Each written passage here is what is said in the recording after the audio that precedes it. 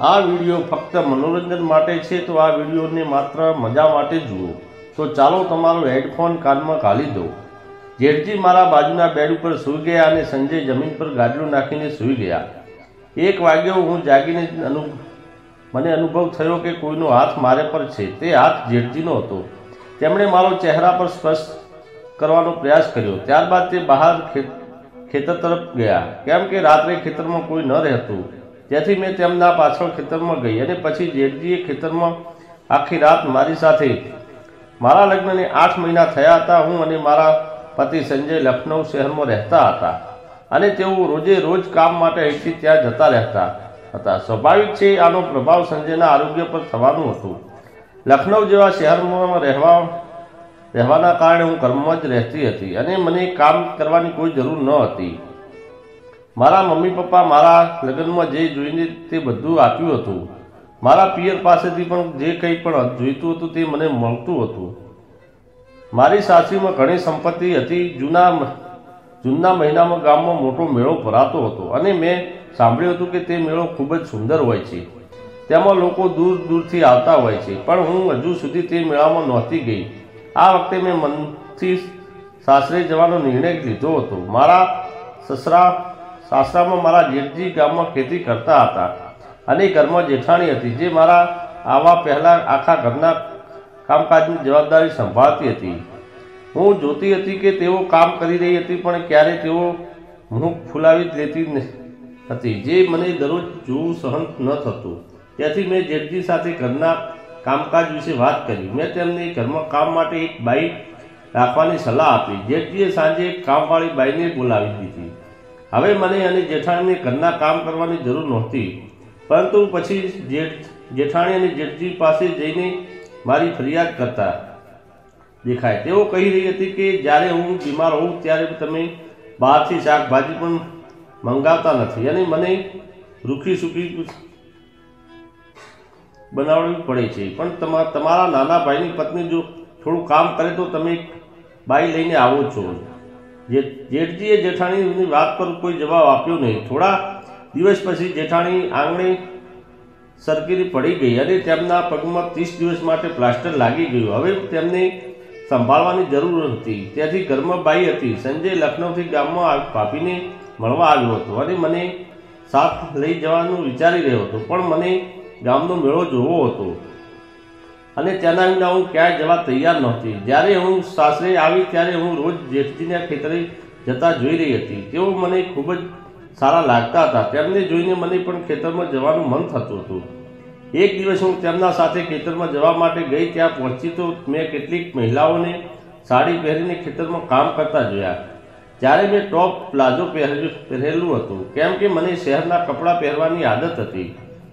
જેઠજીએ મારા કપડાં વિશે કંઈક નહોતું કહ્યું. તેઓ મને તેમ જ રહેવા દેતા હતા. મેં કેટલીક મહિલાઓના કામ પર ધ્યાન આપ્યું અને થોડીવાર પછી મેં પણ તેમને છોડ રોપવાના શરૂ કર્યા. છોડ રોપતા મેં એક લાઈન પૂરી કરી. જેમ જેમ મારી લાઈન પૂરી થઈ તેમ વખતે મને ખબર પડી કે જેઠજી મારા પાછળ ઊભા હતા. જ્યારે મેં છેલ્લી લાઈનમાં છોડ રોપ્યો ત્યારે હું સીધી જેઠજી સાથે અથડાઈ ગઈ અને મને ખબર ન હતી કે તેઓ ક્યારે મારા પાછળ આવ્યા.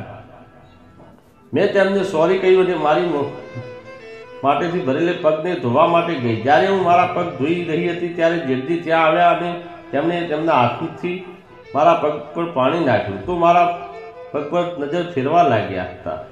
પગ ધોઈને પછી હું ઘરની તરફ ચાલી ગઈ. જે રાત્રે મેં જેઠજીને ખેતર તરફ જતા જોયા. ઘરમાં માત્ર એક જ ટોર્ચ હતી અને તે લઈને જેઠજી ખેતરમાં નીકળી ગયા. આટલી રાત્રે અંધકારમાં તેમના પાછળ જવું મને યોગ્ય લાગ્યું નહીં. તેથી મેં મારા રૂમમાં જઈ અને સૂવાની પસંદગી કરી. સવાર થઈ ત્યારે ગામની ઠંડી કંઈક અલગ જ લાગી હતી. આ ઠંડીમાં મેં જેઠજીને કસરત કરતા જોયા. આ રીતે મેં પ્રથમવાર તેમને જોયા હતા. તેઓ 40 વર્ષના હતા અને તેમના આરોગ્યનું ખૂબ જ ધ્યાન રાખતા હતા. જ્યારે મારી જેઠાણીની તુલનામાં તેઓ પણ યુવાન લાગતા હતા. આજથી ગામની યાત્રા શરૂ થવાની હતી. સાંજે મેં બ્લેક સાડી પહેરી અને જેઠજી સાથે યાત્રા જોવા માટે નીકળી ગઈ. જેઠાણી મને જોઈને ઈર્ષાથી ભરાઈ ગઈ હતી. એમ લાગતું હતું કે જ્યારે હું જેઠજી સાથે ક્યાંક જવા પ્રયત્ન કરું ત્યારે તેઓ ખૂબ ગુસ્સાથી મને જોતા કરતા. હું હંમેશા તેમને અવગણતી હતી. યાત્રા દરમિયાન જેઠીએ કહ્યું, સુમન, આ બ્લેક સાડીમાં તમે ખૂબ સુંદર લાગો છો. આ શબ્દો સાંભળીને હું હળવેથી હસી. યાત્રા પૂરી થયા પછી અમે પાછા ફરી રહ્યા હતા.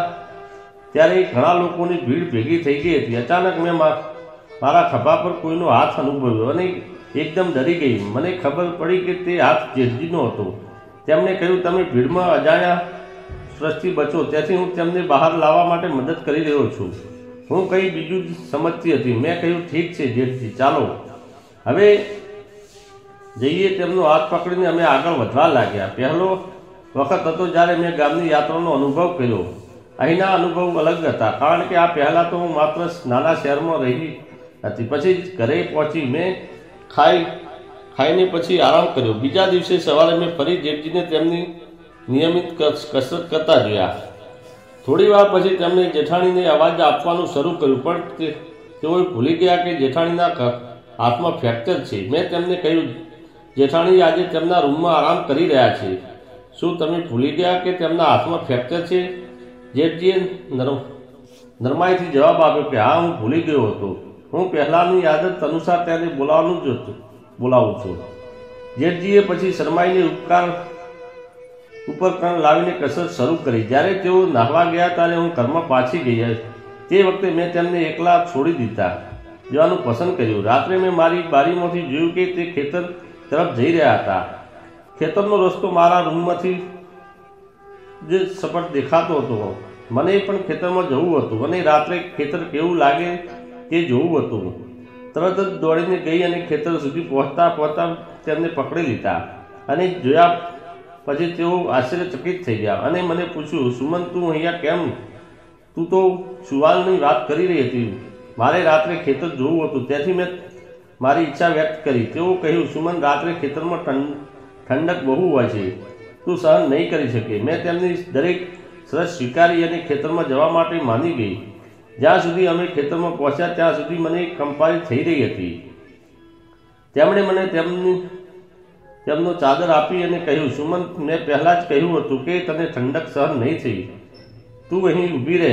તેમણે મને ગાઈડ કર્યું અને હું રાતના ખેતરમાં શાંતિમય અનુભવી માણી રહી હતી. જ્યારે અમે ખેતરની બહાર આવ્યા ત્યારે મને સંજય મળ્યા. તેમણે મને અને જેઠજીને સાથે આવતા જોયા. મારો હાથ હજુ પણ જેઠજીના હાથમાં હતો, જેનાથી તેમને મારા સંબંધ પર શંકા થઈ.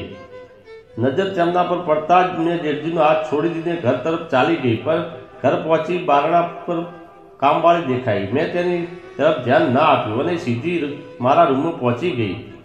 આગલી સવારે ડૉક્ટર ઘરે આવ્યો. તેઓ મારી તરફ તીક્ષ્ણ નજરે જોતા હતા, જેનાથી મને અજીબ લાગ્યું. જેઠજીએ એમના પર ગુસ્સા સાથે નજર કરી એટલે તેમણે મને જોવાનું બંધ કરી દીધું અને જેઠાણીના રૂમમાં ચેકઅપ માટે ચાલ્યા ગયા. તે દિવસે હું જેઠાણીના રૂમમાં જ ન ગઈ. જ્યારે ડૉક્ટર બહાર નીકળ્યા ત્યારે જેઠજી તેમને ઘરના દરવાજા સુધી છોડવા ગયા. તે દરમિયાન કામવાળી બાઈ જેઠાણીના રૂમમાંથી બહાર આવી અને કહ્યું, મોટી માલકીન તમને અંદર બોલાવે છે. હું જેઠાણીના રૂમમાં ગઈ અને અંદર જઈને મેં તેમની તબિયત વિશે પૂછ્યું તો તેઓ બોલ્યા, મારી તબિયતની વાત છોડ, પણ તું શું કરી રહી છે? તું મને પ્લાસ્ટરમાં બાંધી એક રૂમમાં મૂકી દીધી છે અને તું જેઠના નજીક જવાની કોશિશ કરી છે. મારા પર એવા તોફાનો આરોપ મૂકતા હતા. મને આશ્ચર્ય થયું કે જેઠાણી કહેતા રહ્યા, સુમન, તું જેઠજીને સામાન્ય માણસ ન સમજતી. જો તેઓ એકવાર ગુસ્સે થશે તો તારા માટે ખરાબ થશે. તું એમના નજીક જવાનો પ્રયાસ બંધ કર. તેમના આરોપથી હું પરેશાન થઈ ગઈ હતી. રૂમમાંથી રડતી બહાર આવી. મારા રૂમમાં જઈ અને જોરથી રડવા લાગી. થોડા સમય પછી જેઠજી ત્યાં આવ્યા અને મને રડતા જોઈ બેસી ગયા અને પૂછ્યું કે શું થયું. મેં તેમના આગળ જેઠાણી સાથેની વાતચીત વિશે કહ્યું. જેઠજીએ શાંતિથી કહ્યું, સુમન, તું સરોજની વાત પર ધ્યાન ન આપ. તે ઉંમરથી શીખવાઈ ગઈ છે અને હવે બધાની ઉપર શંકા કરે છે. તે પછી તેમણે મારા આંસુ પોંચ્યા અને મને શાંતિ આપી. જેઠજીએ મને સાંત્વના આપી અને કહ્યું કે હું જેઠાણીજીની વાતોને વિચારું. થોડી પછી તેમણે મને કહ્યું કે તેઓ મારા રહસ્ય વિશે શું જાણવા માંગે છે. હું તેમને એક મહત્ત્વની વાત કહેવા માટે તૈયાર થઈ. મેં તેમને કહ્યું, જેઠજી, હું માતા બની શકતી નથી. આ વાત સાંભળી મને આશંકા હતી કે તેઓ ગુસ્સે થશે, પરંતુ તેઓએ સંપૂર્ણ શાંતિથી સાંભળ્યું અને કહ્યું, સુમન, આ વાત તો તું તણાવ ના રાખ. હું સંજયને સમજાવીશ કે તેવું કોઈ બાળક દત્તક લઈ લે. તેમના આ વિચાર પર મને ખૂબ જ હળવાશ આપી ગયો.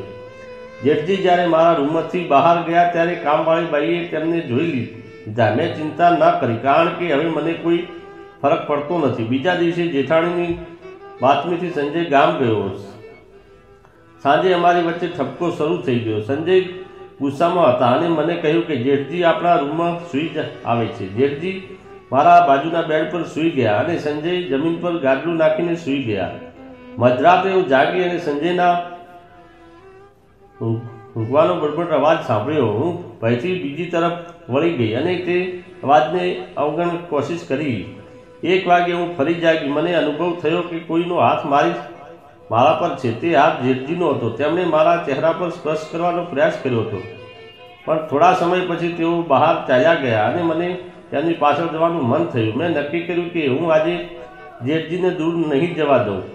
જેઠજી ખેતર તરફ જઈ રહ્યા હતા. મેં છુપાઈને તેમના પાછળ જવાનું નક્કી શરૂ કર્યું.